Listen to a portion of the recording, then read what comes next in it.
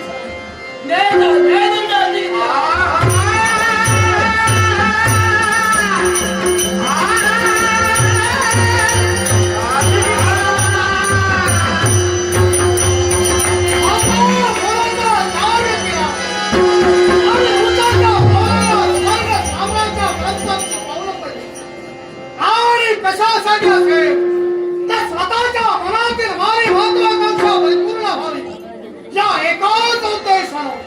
पण आपण आल्याचे सारे देवाला प्रेमला करून द्यावी. और देवाला मधुर स्वागतम. अतिथी देवो भव. द्वारी आलेल्या अतिथीचा आदर तिथ्य करणं हे प्रत्येकाचा आद्य कर्तव्य. या स्वर्ग साम्राज्या आपलं सहर्ष स्वागत. जाऊन तुमच्या स्वर्ग साम्राज्यात येण्यात केलोय.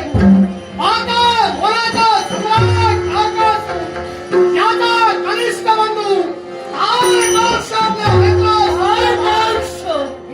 पताळवंता त्याग करून या आपल्या स्वर्ग साम्राज्याला आपल्या येण्याचं इथल्या उदाहरण ऐकून या सुद्धा कारण आहे.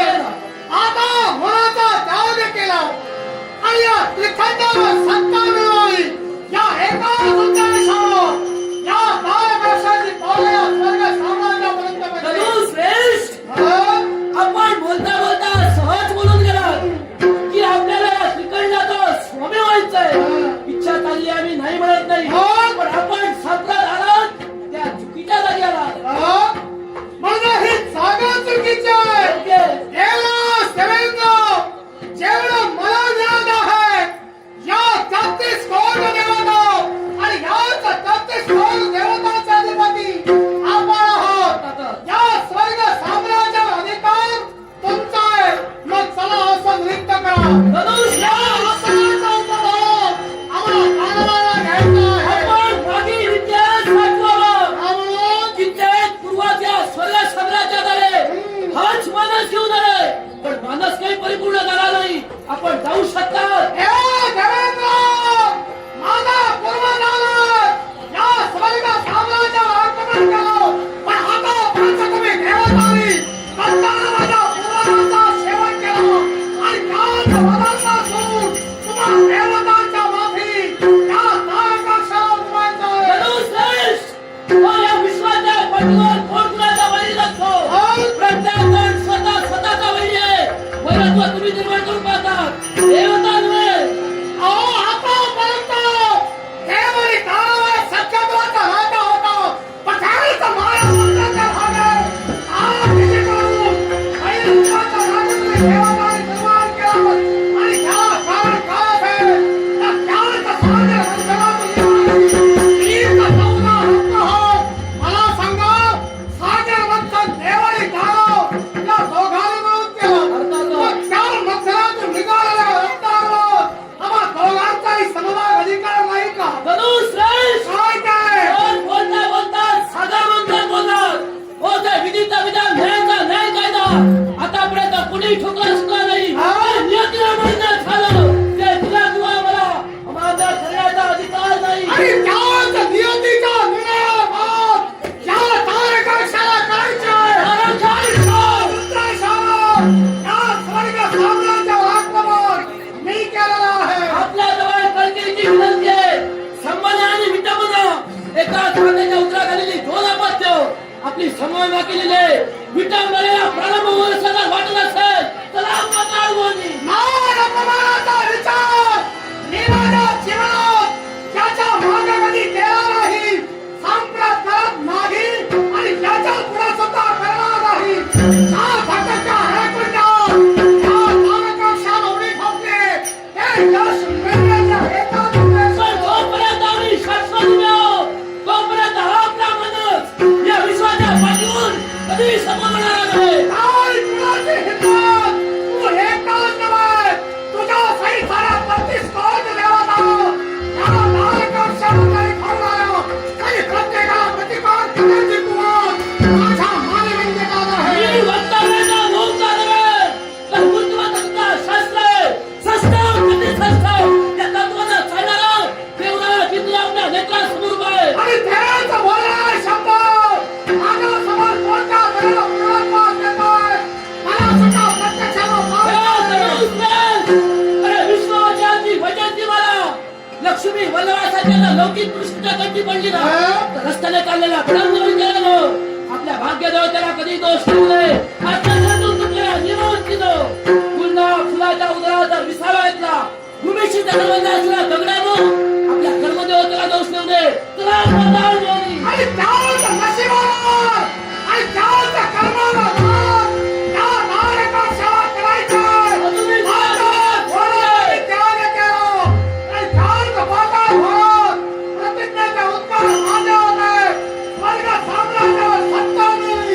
त्यावेळी पुरेचं पाताळ भरत नाही. आपण सम्राट सोन्या उभे आहोत. दिलेल्या संधीचा सोना करा. धर्म नाही तुम्हाला. तुझं तुझं म्हणून. केलं तरी व्यर्थ. पण त्या सगळ्या रक्ताचा घेतो सगळ्यांचा फक्त इच्छेचा पूर्ततेसाठी. पण तुझा देय सोन्या साम्राज्य तुला घरात ठेवावं लागेल. आणि तोच भारत जिथे पैदा असेल. जीवन मरणाचा विचार मी माझ्या जीवनात केला नाही. इथं आलोय तो फक्त माफ करायचा एका उद्देशानं. पण एक गोष्ट लक्षात ठेवा. आपल्याला मी समजावण्याचा प्रयत्न केला. आपला जर मानस नसेल तर आवडीची मनाला विचारायचा सल्ला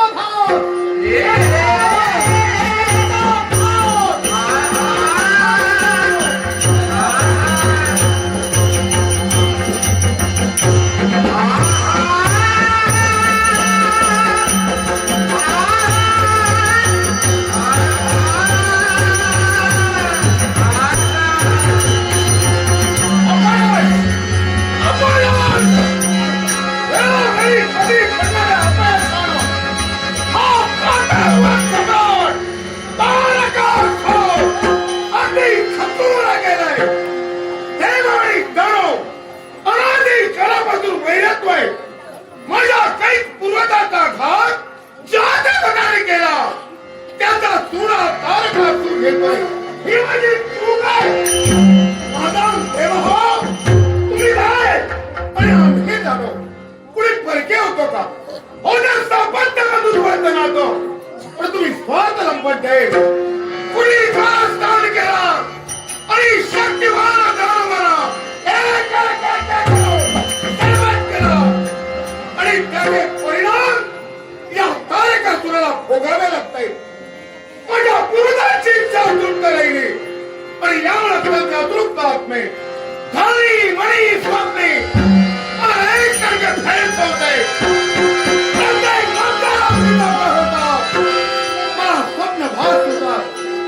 एक एक दृश्य माझ्या नेत्रासमोर ऐकू येतात. पूर्वजाच्या मर्मभेदक अर्थ किंकाळ्या पादाला दिसतात रक्ताचा थाट आणि नागांतर पूर्वजाचा अर्थ दिसतो.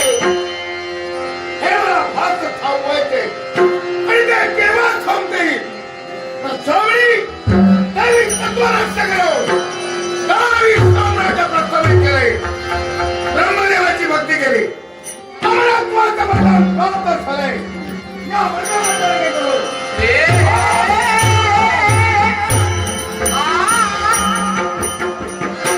ऐकलं काय येतोय? ठीक आहे.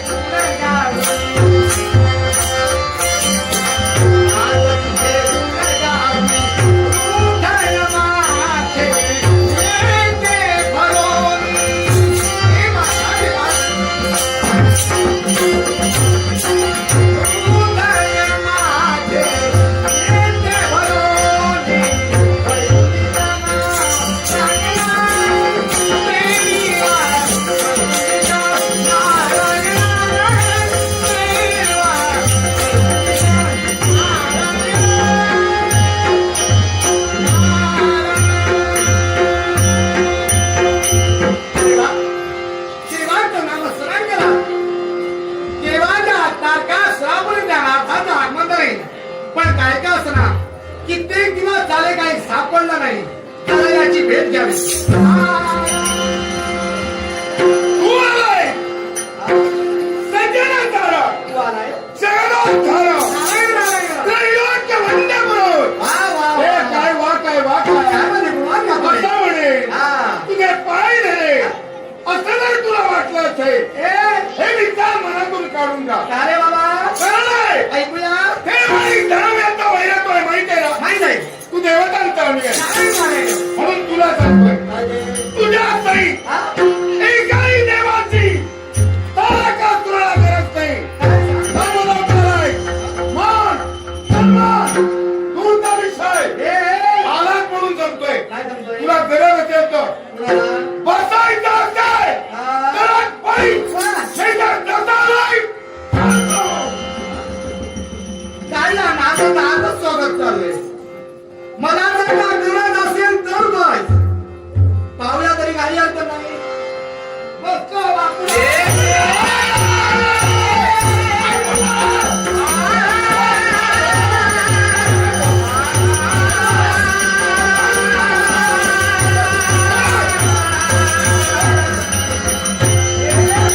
एका प्रश्नाचं उत्तर दे. याच्यापूर्वी तुला मी अहो म्हटलं हो हो तुला मी गुरु मानलं हो. तुझे पाय पडणार नाही. बरोबर आहे. मग आज अहोकार रे का म्हणतोय. तोच मी विचार तुझी करतोय. करणी कोणाची? तुझी. माझी. हो. मी काय केलं तुझं? माझ्या पूर्वजाचा घात हा? ज्या काळ्यानं केला ना त्याला सहकार्य तू केलंय. माझा देव. त्याला घेऊन बाई तिथे नको. म्हणजे देवाचा बंद. माझा वैरी येतो तुझा वय आहे. कळलं ना. हा? आता सोडणार नाही कुणाला? त्याला. ए, तेवढा आत्मविश्वासाला तू सांगतोय. हो होय. त्या देवतेला सोडणार नाही. होईच नाही. एक लक्षात ठेव. काय? आता म्हणतात जे जे पूर्व स्वर्गाच्या ठिकाणी गेले, पुनश्च खाली आले ए!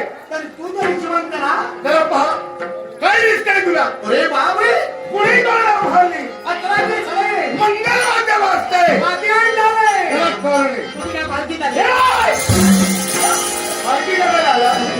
कोसवायला आला. ती पालखी नव्हे. हे! आनंद जाऊन चला. याला कारण तुझ्या पिताजी ब्रह्मदेव हा माझे पिताजी. ते वेगळे आणि तू निरळ आहे. कळलं ना. हा? केली लागते बाळा प्रसन्न आणि ग्रामरात वाटवलं. हे! कौरव, मानव, यक्ष, गण, गंधर्व, शस्त्र, अस्त्र, वृक्ष, पाषाण. आपल्याला मृत्यू नाही. कुणा बाजू नाही. म्हणजे विश्वाच्या ठिकाणी अजिंक्य नाही. आम्हाला नाही अजिंक्य आहे. काय सांगतोय? काय?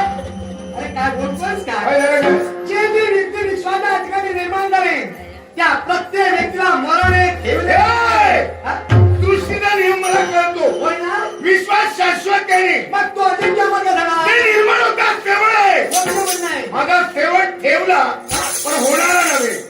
एवढं पण कोण? होणारा नव्हे. का रे बाबा हागणार आहे ना? ऐक ऐकूया. देवादिदेव महादेव हा. कैलासीचे देवादिदेव महादेव नारायण नारायण. यांच्या पुरुषार्थापासून हा? जर पुत्र जन्माला आला तर आज मला मृत्यू आहे. काय म्हणाला? आता तू मला सांग हे? मूल होण्यासाठी बायकोची गरज. नवराणी बायको आहे ना. बरोबर आहे. महादेवला बायको आहे. नाही. अरे होती दाक्षायणी बरोबर आहे. पार्वती पण दक्षाया केला त्या दाक्षायणीनं आपला देह संपवला. आणि ती जिवंत आहे. पार्वती संपली हा? महादेव एकटे आहे. बरोबर आहे. पुत्र कसं होणार. बरोबर आहे. तू काही म्हणा नाही. एक चिंता आहे. माझा उतार कक्ष हा. स्वर्ग साम्राज्यावर गेला. गेला आहे तू. अद्याप आला नाही. हा? म्हणून त्याच्या शोधात अरे मी गेलो. नको बोलूस. हा? त्यानं अमरावती प्राप्त केली. नाही. विजय प्राप्त झाला नाही. माझ्या मुंडे. इतर देवा- इतर देवा-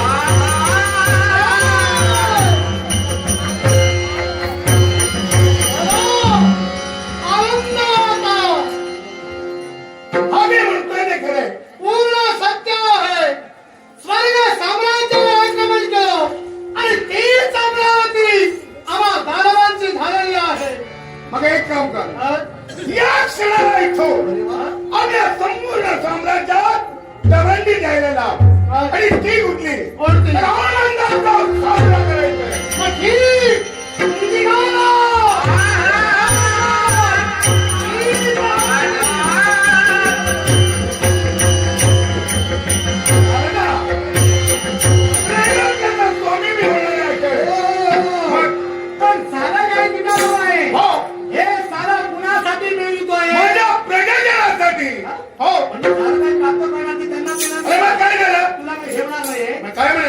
म्हणजे हा? सारं काही तुझ्या जवळ आहे हो. पण तुझी बाजू निघताय बोलण्याचा मतीदार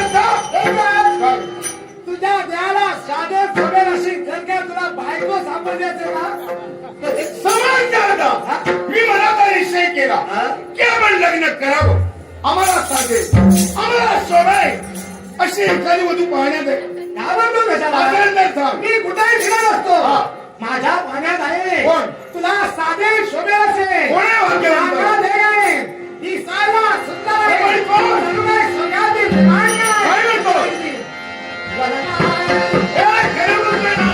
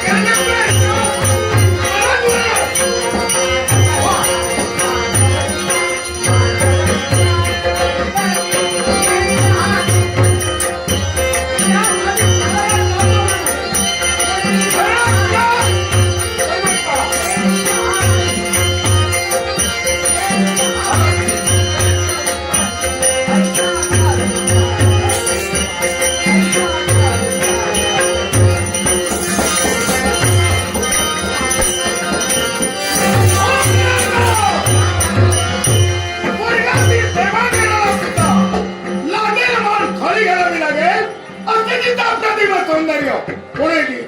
हिमालयाची कन्या उमा लाखा वेगाय पर्वतराज हिमालय हो हो काही दादा हा? हिमालयापर्यंत जाईल कन्याचा हात तिच्या जवळ मागे हा? तिला तर ठीक नमस्कार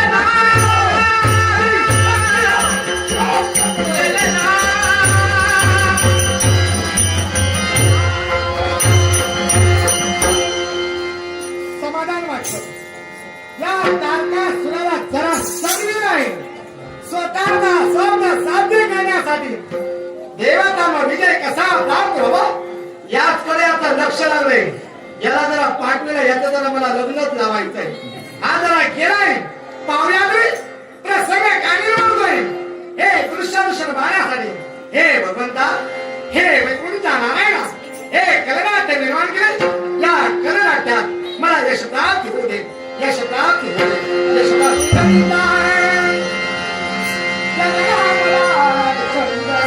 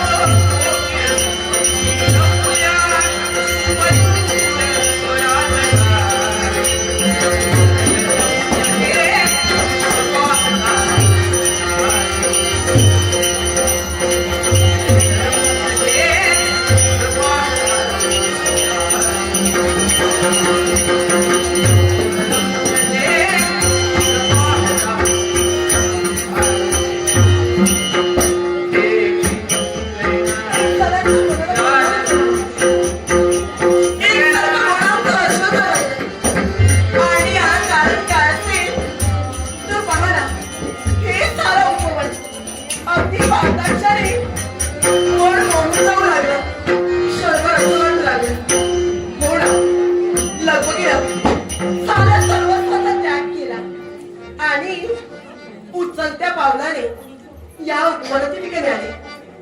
कहाणी कशासाठी असली तर पाहिजे अगदी कळू लागल्या दिल्यापासून ज्या देवाला मी पुण्यासाठी सिद्ध झाले, एवढंच नव्हे तर मनाच्या गावाच्या ठिकाणी ज्यांची प्रतिमा मी कोरून ठेवली तेच म्हणजे माझे. एकसारखं मी त्यांच्यावरती प्रेम करते, तेच म्हणजे माझं सर्वस्व. या विश्वासचे देव माझे भोलेनाथ अगदी यांच्यावरती मी एकनिष्ठ प्रेम करण्यासाठी सिद्ध झाले आणि यांच्या पूजनासाठी लागणारे पुष्प या उपवनाच्या ठिकाणी गोळा करण्यासाठी म्हणून माझा आगमन झालं. एकसारखा मनाला आनंद वाटू लागला.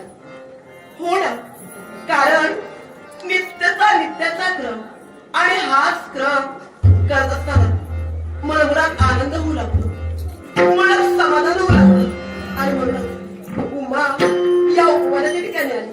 हो ना, पण पाहते ना सारं पण निसर्ग होतं.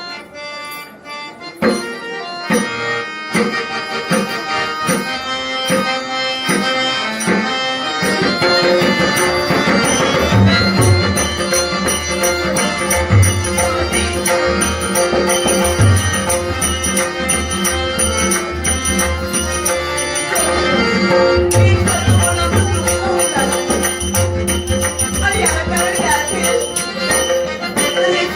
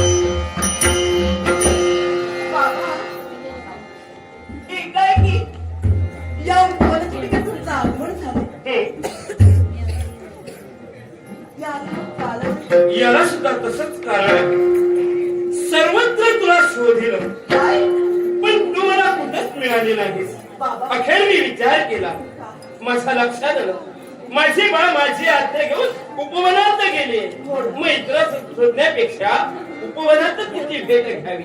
म्हणजे बाबा एवढ्या तातडीने तुम्ही इथवर आलात, त्याला कारण बा आणि या उपवनाच्या ठिकाणी आलात, मला तिथे एकसारखा संशय वाटू लागला. का कशाबद्दल? कारण नित्यशा ही पुष्प गोळा करण्यासाठी माझं आगमन आहे. या उपवनाच्या ठिकाणी. मग आजच्या दिनी खास या एकांत स्थळी मी तुझी भेट घेतली. पूर्ण यालाच तर कशाचं कारण आहे. याला कारण बाळ, आम्ही आमच्या सदनी असताना काही विचार मांडू शकत नव्हतो. काय? कारण आहे. आणि म्हणूनच एकांतात तुझी मी भेट घेतली. याला कारण बाळ तू आहेस. मी? हम्म. बाबा माझ्यातून काही अपराध घडलाय का? अपराध? की माझ्यातून कुठला गुन्हा घडलाय का? अर्थातच काय? महानसा गुन्हा तुझ्या कर्मी घडला गेलाय. अरे बापरे. बाबा मला क्षमा करा. माझ्यातून अपराध घडला असेल तर मला क्षमा करा. बा, अगं तुला काय वाटतं? तुझ्यातून गुन्हा घडलाय शब्द माझ्या मुखातून निघाले. हो ना. पण एक क्षमा- तर्क होऊ लागला. क्षणार्धात तू माझे चरण धरलेस, गयावया करतेस, क्षमा मागतेस. हो ना. पण बाळ, क्षमा मागणं एवढा गुन्हा तुझ्या घरी घडला नाही. काय? अगं ज्या हिमालयाच्या पोटी तू जन्म घेतलायस, अगं चंद्राच्या कलेप्रमाणे तू वाढू लागलीस. आज उपवन तू झाली, तारुण्यात पदार्पण केलं. आज लग्नाच्या बोहल्यावर चढण्याची वेळ आली. काय? असं सारं जण पुजतंय. बाबा तुमचं आपलं काहीतरी. सर्वत्र मी कानोसा घेतला. सर्वांच्या मुखातून निघणारे शब्द मी ऐकले. आमचं मन विचारमग्न झालं. आज बापाचं लक्ष म्हणून मुलीजवळ नाही. ते शब्द प्रत्येकाच्या मुखातून निघताय. आणि म्हणून आम्ही विचारमग्न अवस्थेत तुझ्यापर्यंत आलो. म्हणजे इथवर आलात ते आलात फक्त आणि फक्त तुमच्या अंतरी बाबूला प्रेम. आणि तेच विचार तुझ्या समोर प्रकट करावे. मनाचा आनंद मिळवावा. मनातील विचार दूर झाले मग मनाला आनंद होणार. पण बाबा अद्याप मी लहान आहे. हो ना. काही दिवसांनी आम्ही विवाह करू ना. वा. अगं प्रत्येक आई बापाला आपले बाळ हे लहानच वाटते. मग बाबा तुम्ही एवढी काही का करताय? कारण जग इतरत्र जे आमच्या बाजूला वातावरण निर्माण झालंय, इतरत्र जी जनता आहे, मग त्यांच्या मुखातून निघणारा शब्द आहे, मग तो शब्द आम्ही पडू द्यावा घेतला. बाबा मला काय नाही कळतंय. मग पण एवढी काही का? बाळ, स्त्री म्हणजे काचेच्या भांड्यासारखं असतं. काचेच्या भांड्याला जर का तडा गेला असेल तर तो पुन्हा जोडता येत नाही. त्याचप्रमाणे स्त्रीचं जे चारित्र्य आहे, जर का त्याला तडा गेला ना तर जीवन वाया जातं. बाबा मला कळतंय तुमचं मत. होय ना? कळतंय मला तुमचं मत. या बापाच्या आत्म्याची माया आहे. पण बाबा या बापाचं प्रेम आहे. मला तुम्हाला सांगतो काय? कित्येक दिवसांपासून माझ्या मनाच्या ठिकाणी वावरणारी ती माझी इच्छा. आणि ती इच्छा तुम्हाला कधी सांगेल अजून कळलं आणि नाही. ती इच्छा तुम्हाला सांगावी असं कित्येक दिवस मला वाटत होतं. पण आजच्या दिनी मी जर सांगितली नसेल ना तर यामुळे मी कधी मी सांगू शकणार नाही. आणि म्हणून आजच्या दिनी मला सांगायलाच हवी इच्छा. त्या हाताच्या गुणाप्रमाणे त्या माझ्या कन्येला मी सांभाळले, लहानाची मोठी केले. बघा सर्व इच्छाकांक्षा आम्ही तुझ्याकडे पूर्ण केल्या. अगदी सत्य आहे बाबा. मग मनाच्या ठिकाणी वावरणारी ही इच्छा मात्र बाबा का लपवून ठेवली? यालाही कारण असं कोणतं ग? क्षणभर मी मला सांगितल्यावरती तुम्ही रागाने राग शब्द बोलला. आणि म्हणलं क्षणभर या गोष्टीचा नेमका विचार करते. बरोबर. बाळ अद्याप बापाला कोणी ओळखलंच नाहीये. अगं जो बाप आपल्या मुलासाठी मुलीसाठी जो तळमळत असतो ना, बापाचा राग दिसतोय, पण बापाच्या आत्म्याची माया आणि प्रेम कोणाला दिसत नाही. बाबा तसं नाही बाबा. काही क्षणासाठी बाप दाखवतो, बोलतो, पण त्याच्या मागे त्याची भूमिका वेगळी असते. हो बाबा सारं मला कळतंय. ना? आणि म्हणूनच काहीतरी ठाम निर्णय केला. कोणता? ती माझ्या मनाची इच्छा तुम्हाला ज्यावेळी मी कथन करेन, त्यावेळी माझं मन शांत होईल. मग सांग मला अशी कोणती इच्छा आहे? एकच इच्छा आज बाबा. माझ्या बाळेच्या उदराच्या ठिकाणी ती वावरते आणि ती निसंतोषपणे सांगण्याचं ध्येय माझ्या बाळेच्या अंगी नाही. बाबा, माझी एकच इच्छा आहे कोणती? आणि ती कोणती असेल सांग. तर बाबा, कळू लागल्या दिनापासून ज्या देवाचं मी भजन पूजन केले, एवढंच नव्हे तर ज्याची मूर्ती माझ्या हृदयाच्या ठिकाणी निर्माण करून ठेवली, तोच म्हणजे या विश्वाचा शंभू बोलेला. यांच्यावरती मी एकनिष्ठ प्रेम करते आणि त्यांच्याशी विवाह करेन असे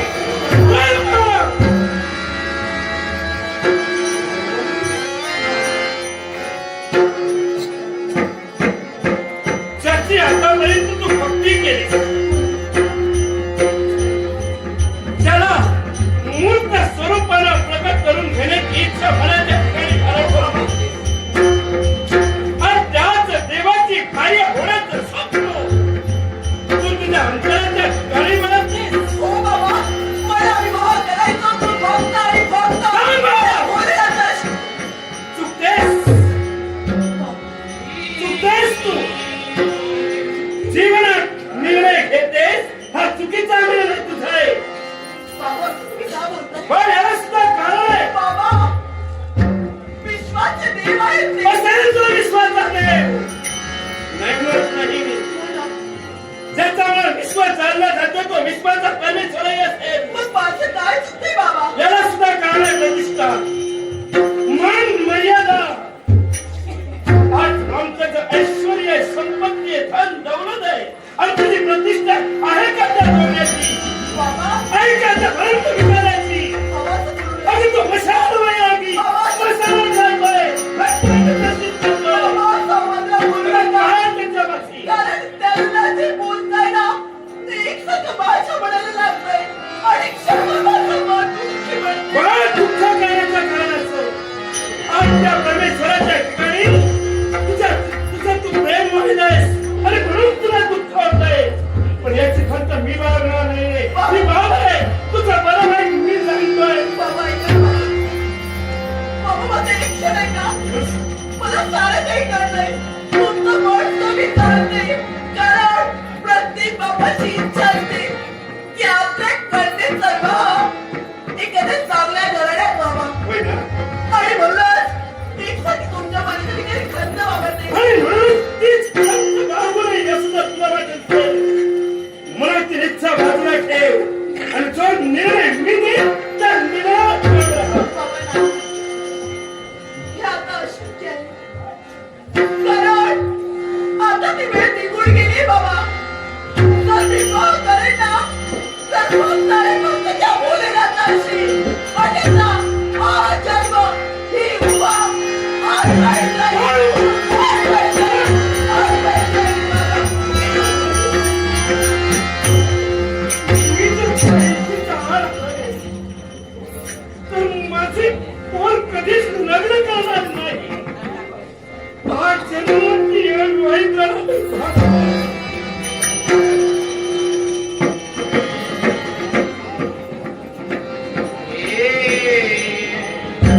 कारण मला हवंय, मला तू सुखात असलेली पाहायची. माझ्या बाळाची इच्छा मी आतापर्यंत कधी पूर्ण केली. मग त्या बाळाची इच्छा आज माझ्या मनावर दगड ठेवीन. अगं जे विचार मी आज तुझ्यासमोर मांडले, ते विचार बाजूला ठेवून तेव्हा तुझ्या इच्छा ठेवणार.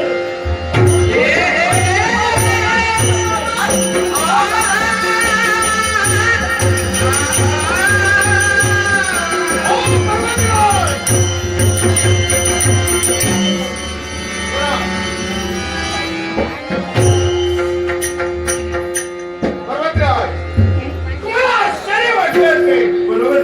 कारण न होणार न परिचय अर्थात मी ठरलो. तुमच्या समाजात तुमची योग्यता जाणून मी विनम्र ठरलो. आमच्या योग्यतेला सुद्धा तेवढाच मान तुम्ही दिला. दानव प्लस माझा जन्म पाठावर वस्ती आणि